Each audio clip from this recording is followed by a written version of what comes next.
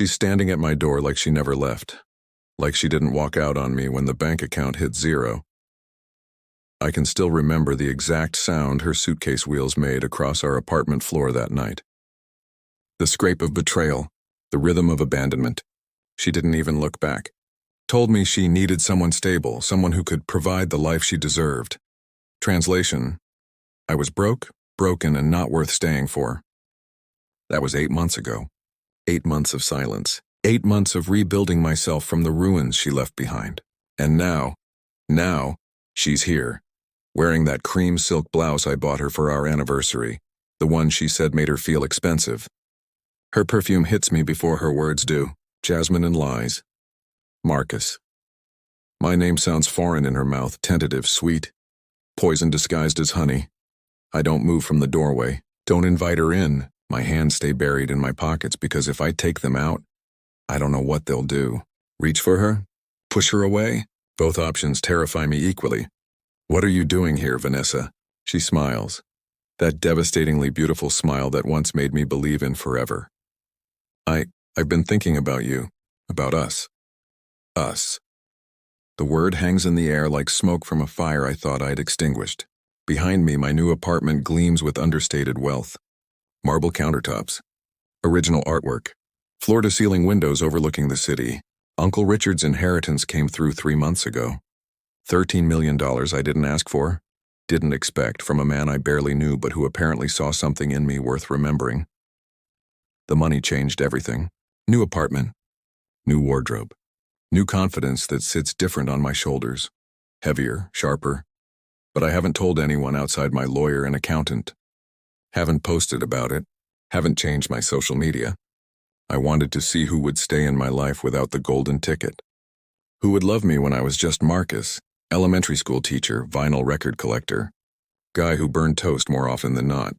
Vanessa's eyes drift past me, catching glimpses of my transformed life. I watch her pupils dilate slightly. Recognition dawning. Calculation spinning. Can I come in? She asks. Just to talk? Every cell in my body screams different answers. Yes, because I'm still pathetically in love with her. No, because I know exactly why she's here. Maybe. Because I want to see how far she'll go. I step aside. She brushes past me, and the scent of her shampoo, coconut and vanilla, throws me back to Sunday mornings tangled in sheets. Her head on my chest. My fingers tracing patterns on her spine. The memory cuts clean through me. Nice place, she says, running her finger along the back of my leather sofa. The gesture is casual. Too casual. Rehearsed. Teaching must be paying better these days. There it is. The fishing expedition begins. Something like that. I lean against the wall, arms crossed, creating distance even though she's only 10 feet away. Even though every traitorous part of me wants to close that gap. She turns and the afternoon light catches her face just right. Golden hour painting her in shades of almost forgiveness. I made a mistake, Marcus. Leaving you was the biggest mistake of my life. My heart pounds. Stupid, foolish organ that hasn't learned its lesson. When did you realize that? I ask quietly. When did this revelation hit you exactly? She steps closer. Her hand reaches for mine, warm, familiar, devastating. Does it matter? I'm here now. Isn't that what matters?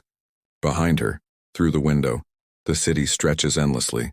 Millions of lights beginning to flicker on as dusk approaches. Each one a life, a story, a choice being made, and I'm about to make mine. She's touching me now. Her fingers light on my forearm, testing boundaries I thought I'd reinforced with steel and spite. I should pull away. Any man with self-respect would. But I stand there like a fool, feeling the heat of her skin through my shirt sleeve, remembering how those same hands once knew every inch of me, how they'd trace my collarbone while we talked about futures we'd never have, how they'd grip my shoulders when she laughed. That full-body laugh that made me feel like the funniest man alive. I've been going to therapy, she says, and her voice has that vulnerable tremor she knows I can't resist. Working on myself. Understanding why I ran when things got hard. I finally step back, breaking contact. Move to the bar cart, another new acquisition. Crystal decanters catching light like captured stars. Want a drink? White wine if you have it, of course I have it. I have everything now. Money is a magic wand that transforms want into have, dreams into reality. I pour her a Chablis that costs more than our old monthly rent. Pour myself 2 fingers of bourbon. You never liked bourbon before, she observes, accepting the wine glass. Our fingers don't touch during the exchange. I make sure of it. I never liked a lot of things before. I take a sip, let it burn. Before changes people. She flinches. Good, I want her to flinch. Want her to feel a fraction of what I felt watching her pack, watching her leave, watching the door close on everything we were. But then she's moving through my space like she owns it, like she never left, examining the books on my shelf, first editions now, rare finds I've been collecting.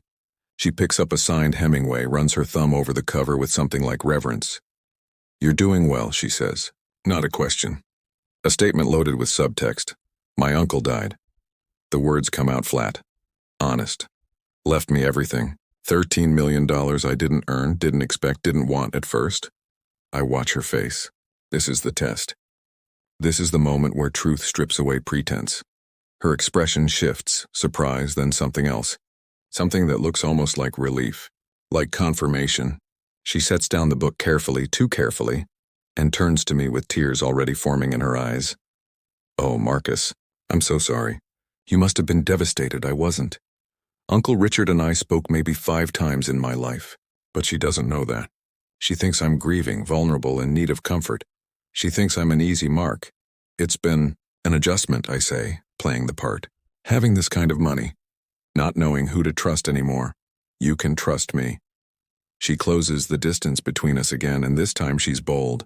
Her palm flat against my chest, right over my heart. She must feel it hammering. Must know the effect she still has. I know I hurt you. I know I don't deserve a second chance. But I'm asking for one anyway. Her face tilts up. Lips parted. Breath shallow. The invitation is clear, devastating, deliberate. And God help me, I want to accept it.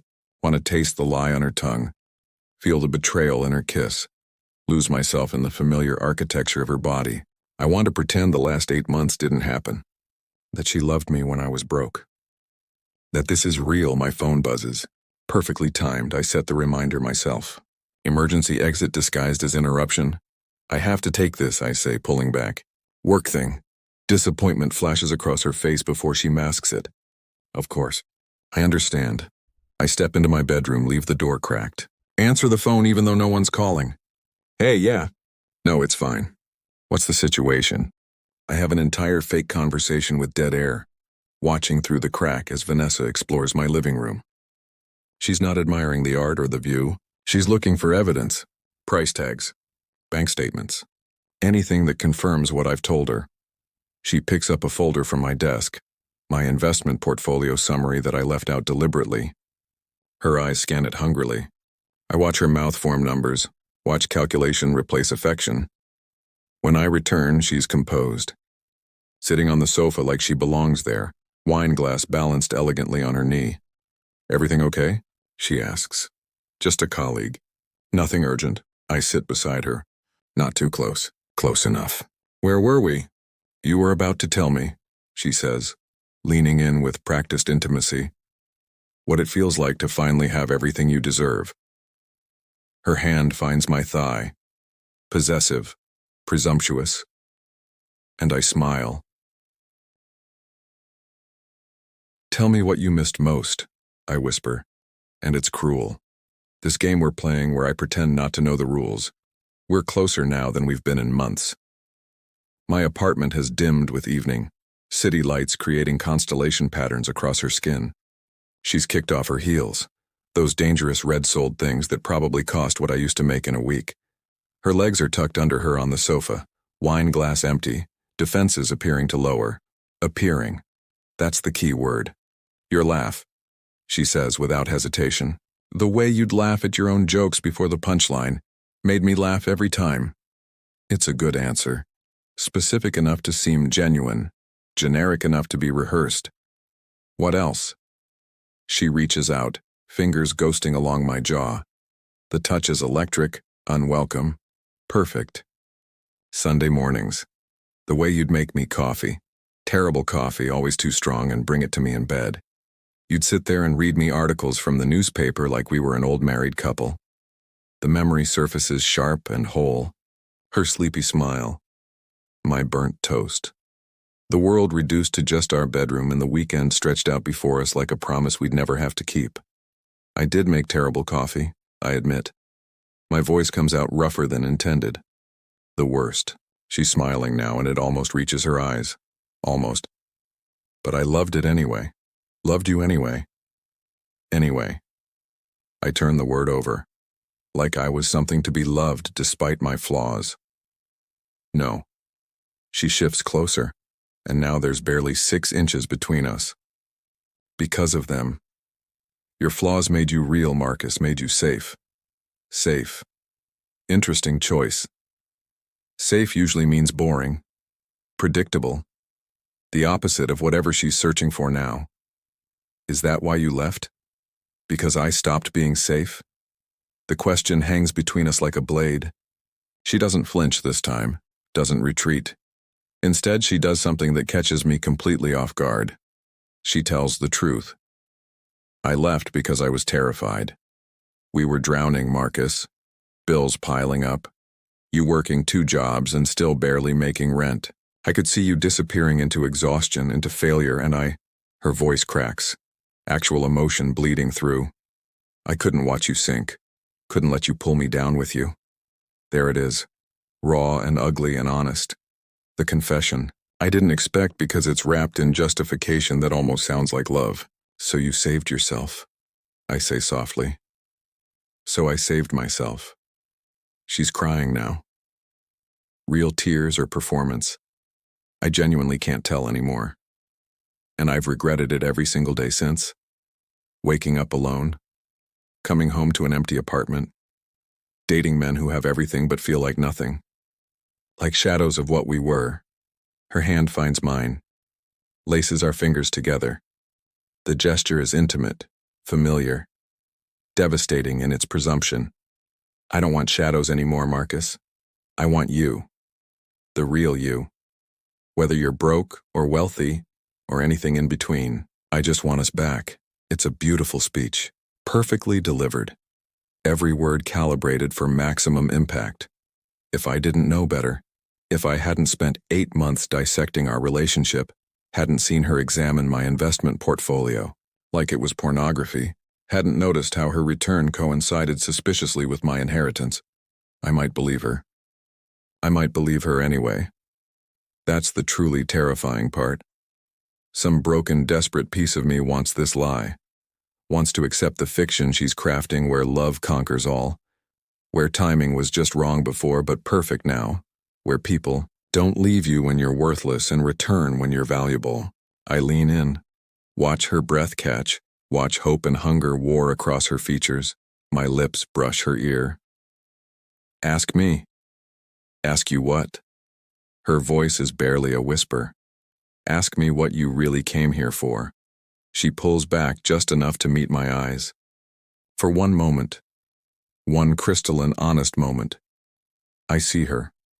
The real Vanessa, calculating, ambitious, trapped between what she wants and what she needs. I came here for you, she says. Try again. Marcus. The truth, Vanessa. You owe me that much. Her jaw tightens. The mask slips further. I came here because I made a mistake.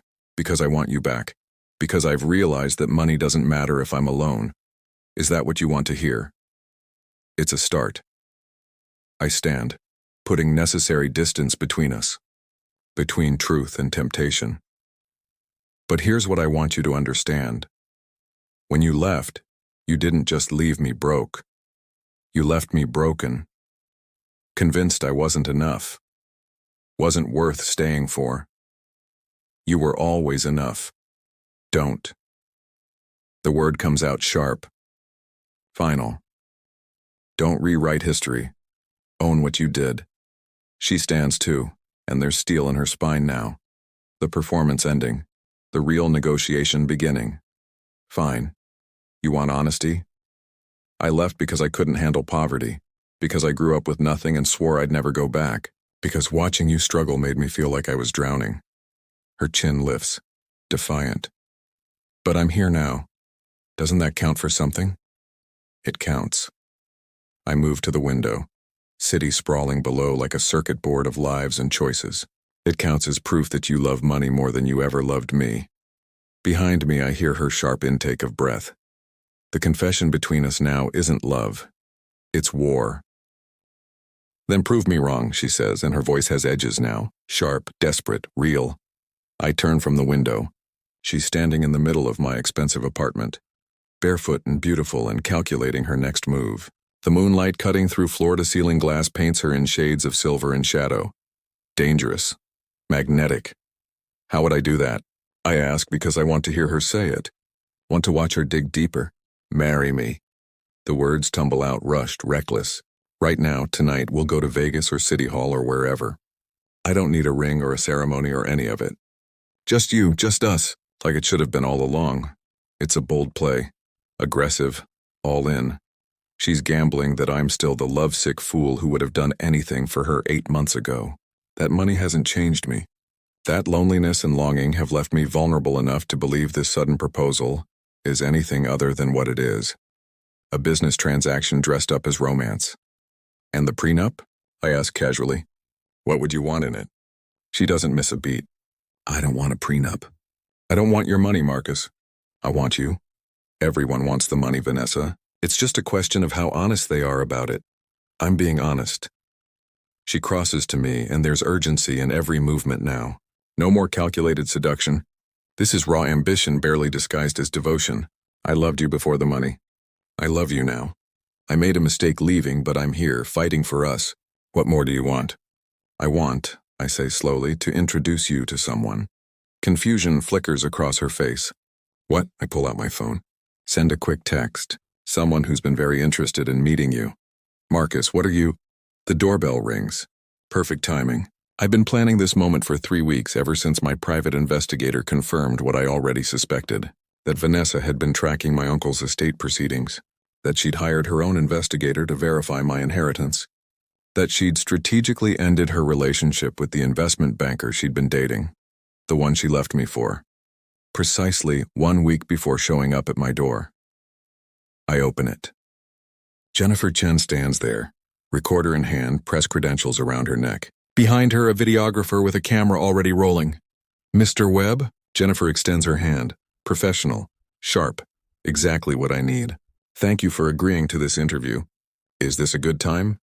Vanessa's face drains of color. Interview? Marcus, what is this? This, I say, stepping aside to let Jennifer and her videographer in, is the truth. Jennifer is a financial journalist. She's doing a piece on inheritance fraud and the people who target sudden wealth. I reached out to her because I thought my story might be educational. You didn't. Vanessa's voice is hollow. Already defeated. Jennifer, this is Vanessa Morrison, my ex-wife who left me when I was broke and teaching elementary school. She returned to my life exactly 3 months after my inheritance became public record in the probate courts. I turned to Vanessa. Strange timing, don't you think? Jennifer's already taking notes. Ms. Morrison, would you be willing to comment on— No. Vanessa grabs her shoes, her purse. Panic making her movements jerky. This is insane. Marcus, you're humiliating me because I hurt your pride? No, I say quietly. I'm exposing you because you tried to manipulate me.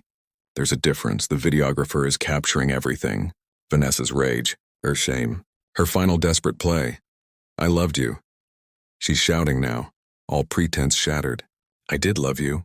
Maybe I came back for the wrong reasons, but that doesn't erase what we had, what we could still have. You're right. I step closer and my voice drops to something almost gentle, almost forgiving. You did love me. Past tense, you loved the idea of me when I was safe and comfortable, and not a threat to your ambitions. But when real life got hard, when love required sacrifice instead of convenience, you bailed. Tears streamed down her face. Genuine this time. Humiliation and rage and something that might be actual regret. And now, I continue, now you love my bank account. You love the lifestyle it provides. You love the security of $13 million. But me, the actual me, you never loved me enough to stay. You're cruel. Her voice breaks. You're punishing me for being human, for making a mistake. I'm punishing you, I correct, for thinking I was stupid enough to make the same mistake twice. She looks at Jennifer, at the camera, at the evidence of her exposure being captured in real time. You're going to ruin me. No. I shake my head. I'm going to make sure the next person you target knows exactly who you are. Consider it a public service. She runs then. Literally runs from my apartment, shoes in hand, dignity in tatters.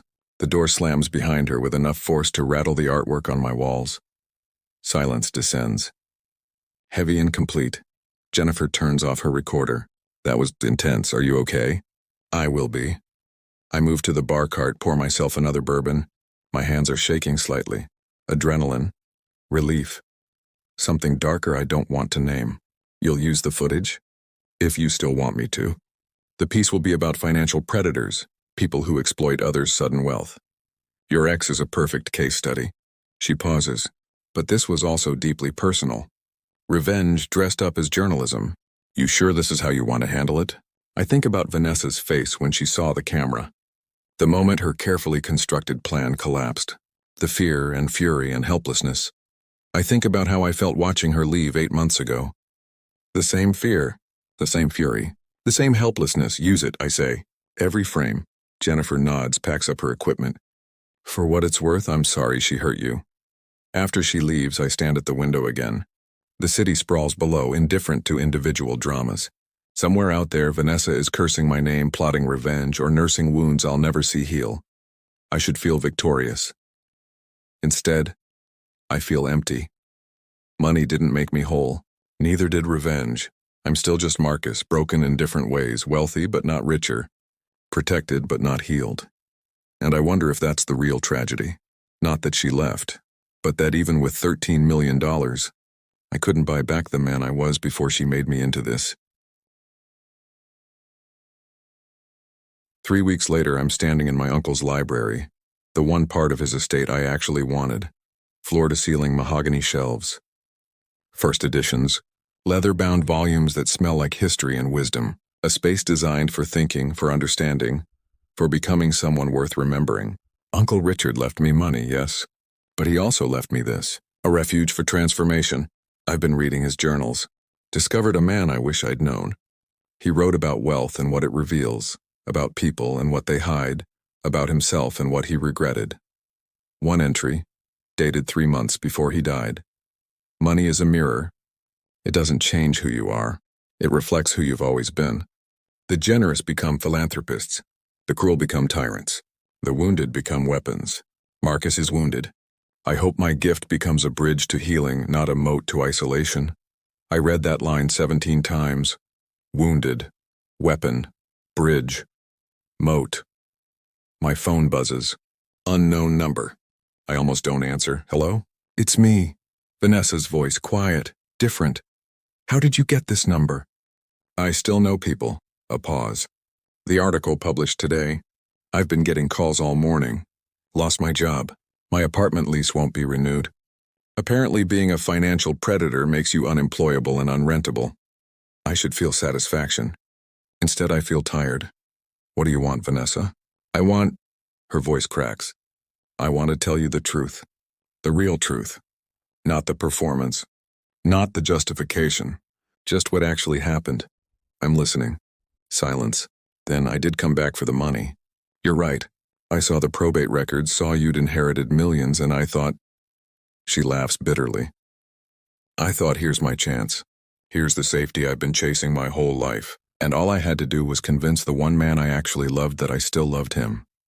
You're admitting you were manipulating me. I'm admitting I tried to.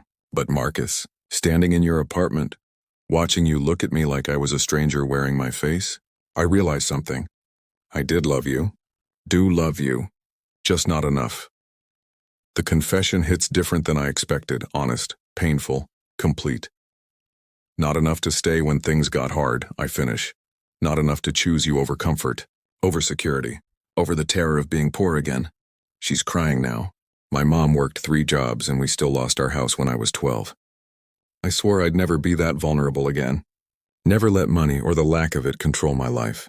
But then I met you and you made me feel things that were more dangerous than poverty. You made me want to choose love over security. And I almost did. Almost stayed. But when the bills piled up, when I watched you working yourself to death, all I could see was my mom, broken and exhausted and trapped. So you left me to avoid becoming her. I left you to avoid losing myself. And I know that's selfish. I know that's the opposite of what love is supposed to be, but I'm not going to lie and say I regret choosing myself. I only regret hurting you in the process. It's the most honest she's ever been. No justification. No performance. Just raw, ugly truth. Thank you, I say quietly, for finally being real. Will you take down the article? Call Jennifer, explain it was personal, not— No. Marcus, please. I'm drowning here. I have nothing left. You've taken everything. I haven't taken anything. I've just shown people who you actually are. I close my uncle's journal. You made a choice, Vanessa. You chose security over love, money over me. That's your right, but choices have consequences. This is yours. So this is it? You destroy me and walk away. I'm not destroying you. I'm freeing you. The words surprise me as much as her. You spent our entire relationship terrified of being poor. Now you're there. The worst-case scenario you've been running from your whole life. And you know what? You'll survive. You'll rebuild. Maybe you'll even become someone who doesn't use people as life rafts. Or maybe I'll just hate you forever. That's fine too. I'm smiling, though she can't see it. Hate requires energy, and at least you'll be using that energy to move forward instead of backward. Another silence. Then, I did love you, you know. In my broken, insufficient way.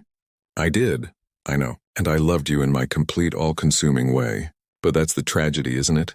Your love was conditional, mine was absolute, and neither was enough to save us. She hangs up without another word.